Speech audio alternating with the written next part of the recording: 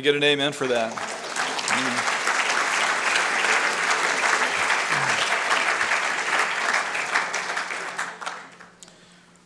In the song, Matthew says, "As long as God holds the world in his hands, I know there's no such thing as unplanned.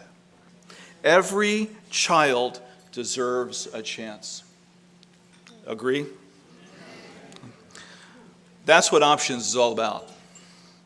We are here to meet the needs of people in crisis, to make sure that every child gets a chance at life. Thank you for your part in helping us with that.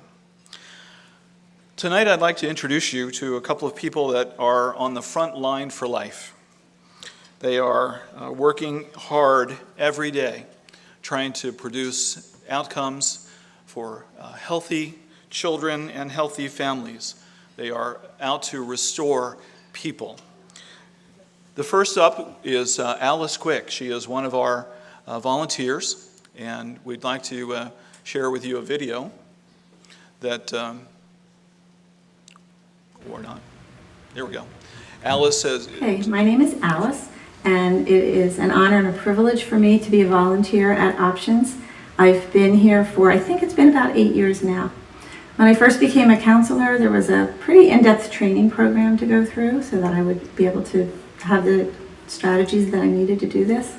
And we have quarterly case management meetings where we are supported and informed about new changes or just given help, able to share some struggles we might have or needs we might have. And actually, we get fed dinner too, so that's a treat. And actually, I'm always supported by the staff and appreciated by everyone here who I get to work with. As far as the clients go, clients come in with many struggles, many different things. Some of the kinds of things we see are financial stress. Some have come from abuse, whether it was in their childhood or whether they're actually in an abusive situation. Many have medical issues. A new thing lately we've seen a lot of is anxiety. Some are struggling to get an education and now they're pregnant, so how is that going to affect things? Some have children with disabilities that makes their life already stressful, and adding another child would be difficult. There are many with language and cultural differences, so they have struggles just adapting that way. But the main thing that we do as counselors here is to listen. That is the biggest thing. We give our clients a place to come in and be heard. And we listen reflectively, so according to what they say, then we respond to help them dive a little deeper into their own thinking. I had one client this year who came in undecided, not undecided whether to have an abortion or not, thankfully, but undecided whether she could parent this child or felt she would need to put the baby up for adoption. She had a very negative experience with her one son who she has. She was struggling parenting when the baby was young and reached out to the baby's birth father, who then kind of turned things around and called the state in, and he ended up with custody of this child and she lost custody. And it was a very heartbreaking situation. She sees him, she has a relationship with him, she wants custody back or partial custody and is still fighting for that. But then facing pregnancy again under that past circumstance made it very difficult for her. But she and the new father of the baby came in for the ultrasound, and that was it. They were going to parent, they decided. She came in again to get maternity clothes, which is wonderful that we can offer that, and gave us another chance to catch up and talk and see how she was doing. They got married in December, made that big decision. The baby came early, so the baby's not even supposed to be here yet, but he's here, spent a week in the NICU, and is doing very well. So that is a good thing.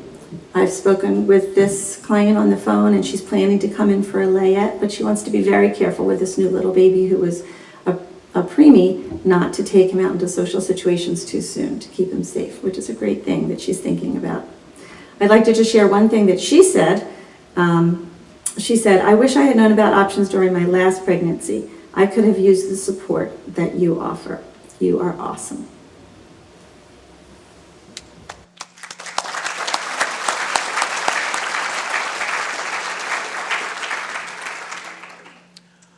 Next person we'd like to have talk about what's going on at Options is Donna Master. She is our Director of Client Services, and she's here tonight.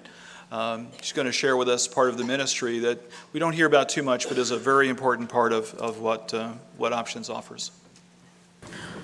Hello, I'm here to discuss Options post-abortion ministry.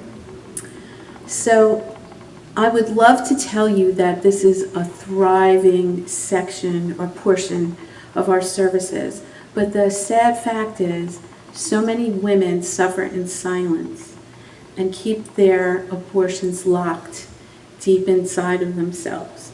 And it can cause pain and disruption of their lives all throughout their lives when they think back to when they had their abortions. For this past year, I've worked with 3 women in post-abortion counseling. And the one thing that they have in common is that they all find it very, very difficult for them to forgive themselves. It's a Christ-centered program, and we talk about God's forgiveness. And they seem to be able to accept the fact that God forgives them.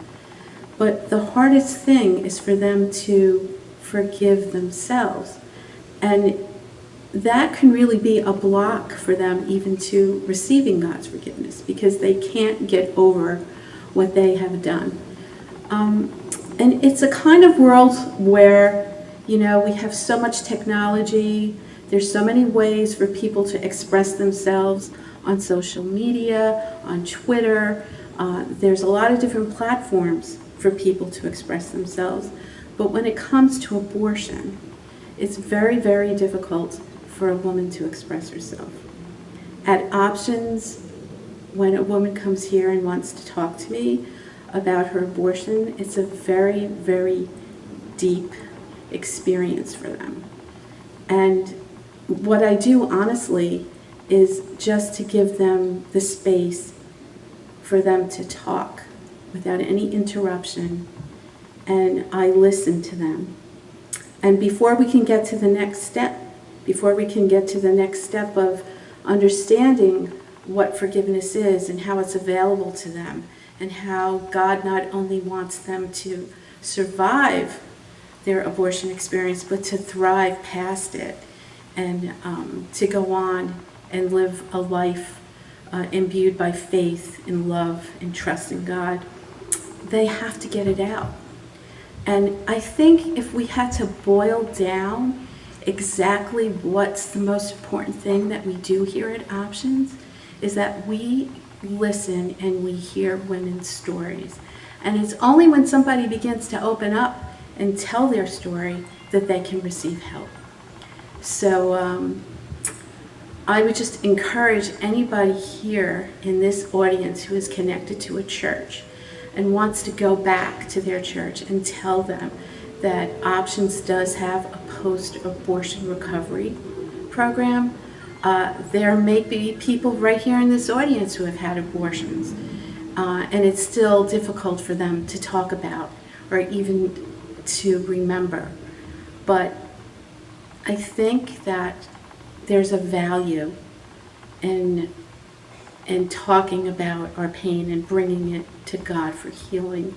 And this program is open to everyone who wants to take advantage of it. And if anybody wants to, find out about it, I'm available here, and anybody at Options can give you information about our abortion recovery program. Thank you, Donna.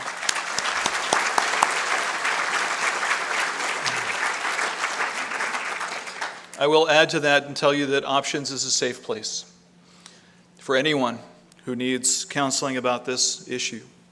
We are happy to meet with you in a totally confidential, non-judgmental, safe manner.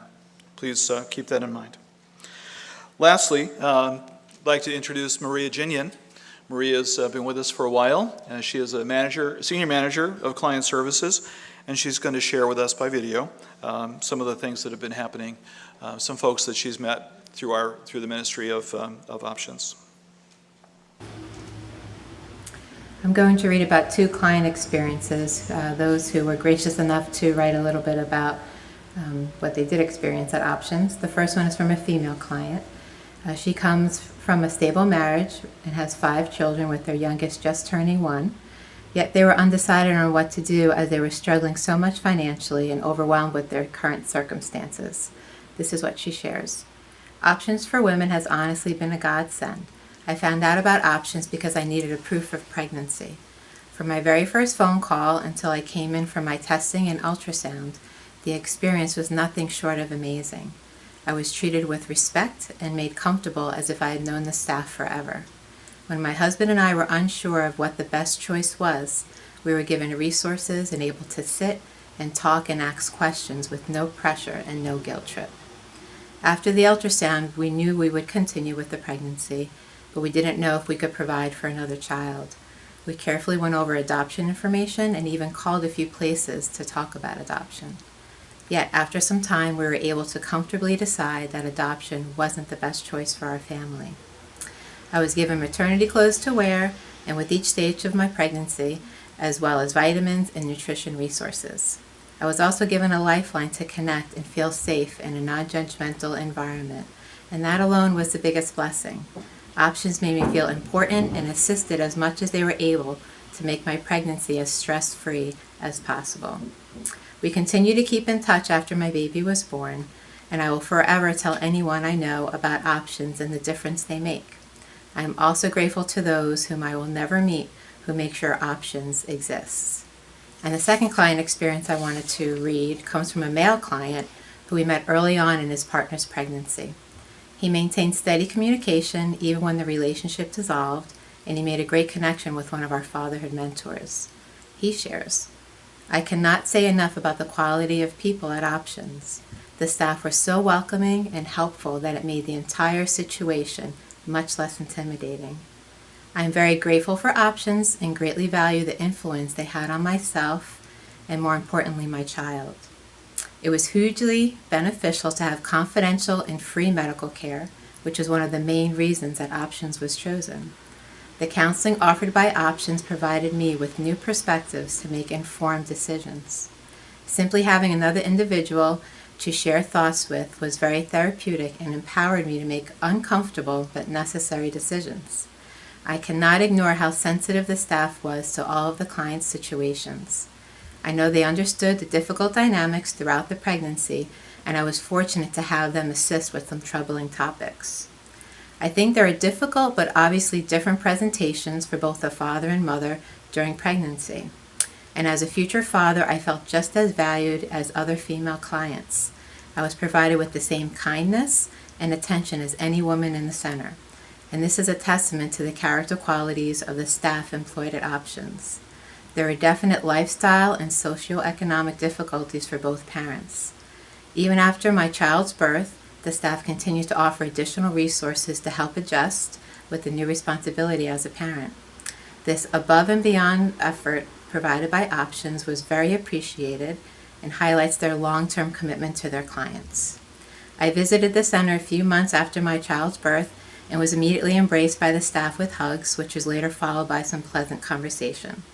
I hope to maintain a strong relationship with the organization and continue to support their efforts in the community.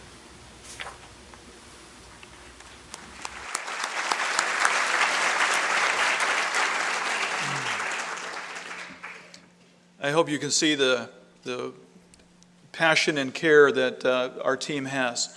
There are more of us who could be represented up here tonight, but Maria and Donna and Alice just do a remarkable job along with our other staff and volunteers, and we thank you.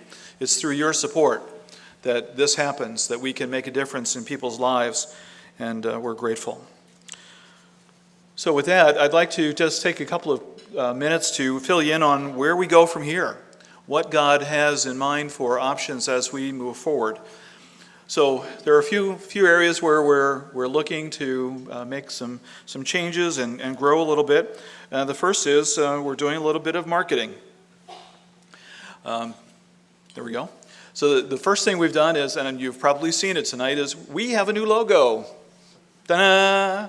Sorry.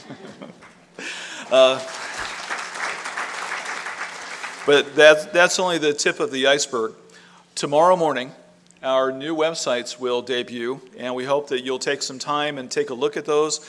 We've really revamped them carefully in a way that people who are potential clients of ours will appreciate the content and the way they appear, and will take advantage of everything that's available.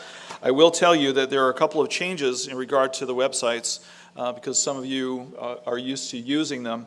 So the donor website, where some of you give each month or on a regular basis, is Options Cherry Hill. That's going to change now to optionsnj.org. And then our client site, which has been optionsnj.org, will switch to Options Cherry Hill. We wanted our client site to be reflected in the name that they see in the search bar, so it's Options in Cherry Hill. So we've made this change, and starting tomorrow morning, these new websites will debut, and we're very excited about what God will do in using those. We're also looking to do more outreach at Options. We believe that every life is precious, and we don't want to miss one. We want to meet lots of new clients and families and babies. I'm not supposed to say it tonight, but my own grandson is here tonight.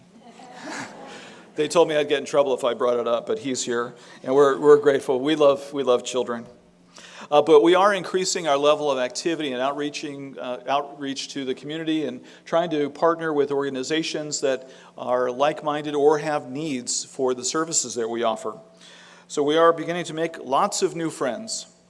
The first is the South Jersey Fellowship of Christian Athletes has invited us to become a partner with them in ministry, and they have invited us to go into their 60 high school clubs where we can share the ministry of Options and work with them in ministry opportunities, as well as informing young people about the services that Options offers. So we're very excited about this. We've been praying about how God would get us into the schools, and He has opened this door for us. So we ask you to pray about that and help. And if you know someone involved in this in your local school, we would love to partner with them.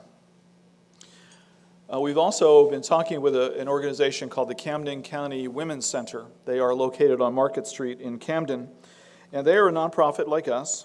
Their goal is to provide information and support services to families that have been impacted by domestic violence.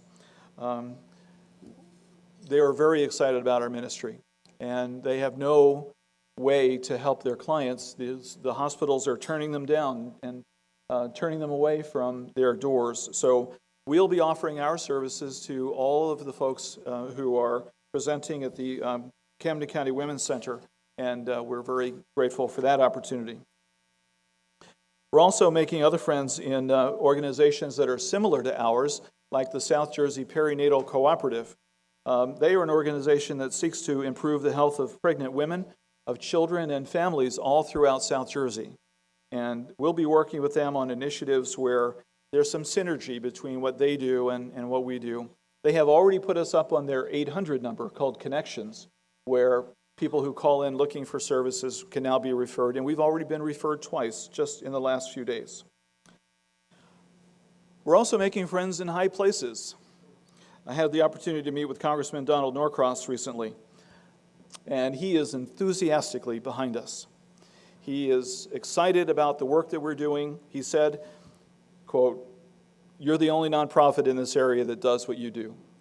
He said, "How can you do what you do on the budget that you have?" And we just explained how this is a faith-based, God-oriented ministry, and we do what we can with what God has provided. And he was excited about what we do, but also wants to help us provide to have a means of sustaining the ministry that we do. He was excited about the work and the way that we're helping others in the community. So he'll be working with us to find funding. And then we've also found friends in even higher places. And there's a letter displayed there on the board. We've just been recognized by Dr. Diane Foley.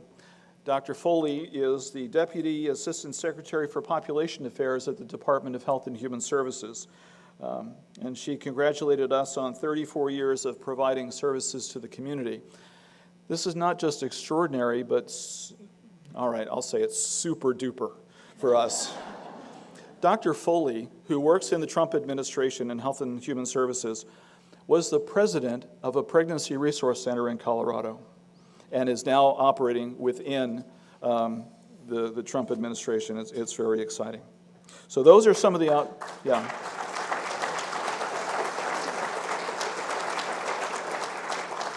Those are some of the outreaches that we're involved in, and we believe that God has a big plan for us. We'll continue to talk about that tonight. Another area where we're trying to improve is through the use of technology. It's time for us to take advantage of the technologies that are available. How many of you have a smartphone? Oh, and let me change that. Who doesn't have a smartphone? Wow. We'll talk afterward. But the change in technology affords us the opportunity to become more efficient, to enhance our work, and to be better for our clients. So we're going to be taking advantage of a number of things. Here are some of the things that we're going to be doing. We're going to be looking at ways that we can digitally communicate with our clients and provide better services to them. Some of the things that we're going to be doing have only been available in large physician practices and hospital networks for some time, but now have become available and in the price range where an organization like ours can use them. The first thing we're going to be doing is we're going to be sending digital appointment reminders to our clients. How many of you have ever gotten one of those from your doctor office? Yeah, Tuesday you have a meeting with Dr. what's his name at 9 o'clock. Please confirm or call to reschedule. We are going to do that. We're going to be starting to do that very shortly. The next thing that we'll be able to do with our clients is what we're calling a digital check-in. Our clients will receive a text in advance of their appointment, which will give them the opportunity to upload information about their address, phone numbers, personal contacts, and then to give us more information about their health history and other personal history. All of this will help us because it will put all the information into our electronic client record system without having to manually input everything. Maria, are you smiling or yes? So we're really, really hopeful about that. And then the big thing, we're beginning something called Options Virtual Care. This is a program where, well, let's imagine you're pregnant. You're in your middle of the second trimester, maybe into your third. You're out to here. Who wants to go see a doctor or visit a care center like ours when they're not feeling great, but they've got questions? They've got anxiety or depression. There are things that they want to know about their pregnancy, and it's very hard for them to get information or resources.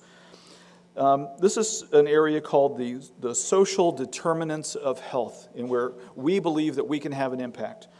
The World Health Organization says that the social determinants of health are the conditions in which people are born, grow, live, work, and age. These circumstances are shaped by the distribution of money, power, and resources at global, national, and local levels. The social determinants of health are mostly responsible for health inequities and the unfair and avoidable differences in health status seen within and between countries. We think that we can make a difference. And here's how we're going to do it. We will now offer the opportunity for a client to connect with us virtually through their cell phone. They will be able to have a face-to-face meeting with one of our counselors or one of our staff just by clicking a link on their phone and talking virtually to one of our people. Imagine the changes that this could bring out for our ministry, the ways that we can affect lives and reach out to people who are just facing sometimes very difficult circumstances. They are in a changing social support system. Perhaps they are lacking transportation, access to food. Maybe they are in poverty, drug addicted, or who knows what. We think that by offering this virtual care opportunity, we'll be able to do this face-to-face counseling and help our clients right from the comfort of their couch. And we're very excited about it. We're hopeful that this will assure that we can increase the number of healthy outcomes, and it will encourage women and children and their families who are struggling so mightily. So these are just the first steps. I hope that you can see that we're moving forward in a way that where we understand God is a big God. He has big plans for options for women. We're excited about how God is touching us and allowing us to move forward and to help those who are in need. We thank you for being here, for being a part of the Options Ministry, for supporting us and maybe volunteering and so on. So we are very grateful for your presence tonight, and I want to thank you. So thank you very much for that.